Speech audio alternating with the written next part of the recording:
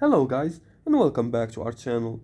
In today's tutorial, we're gonna learn how to use the read mode in Goodnotes in 2026. Do you want to navigate your notes without accidentally writing on them? Read mode in Goodnotes is the perfect solution. So here's how to use it. But before we start, here's a quick guide on how to download and install the Goodnotes application. We're just gonna head to the Play Store or App Store depending on which device you're using, and you're gonna search for the Goodnotes application. Once you find it, you'll make sure you open the application, and you're gonna make sure to log in with your account. Now after that, you're gonna go to your documents. For example, I'm gonna open this document right here. Now you're gonna find the read mode or viewing option in the toolbar. As you can see in the top of the screen, you're gonna see a lot of tools and a lot of options. In the first side, left side, you're gonna see a paper, an icon paper with an eye on it. You're gonna make sure to click on it.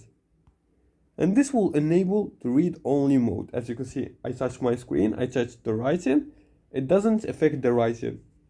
So enable it to switch from editing to viewing mode, and you can scroll, tap links, and navigate through the writing. Also, you can disable the read mode when you want to edit again. It's just you click on it like this, and just like that you disable it. You can also use read mode when reviewing notes, and enable it for digital planners with hyperlinks. Also switch modes quickly depending on your tasks.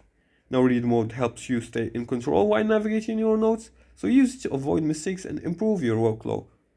And if you liked this video and found it helpful, please like and subscribe, and leave a comment below the video if you have further more questions about this topic. Thanks for watching, and see you again in the next tutorial.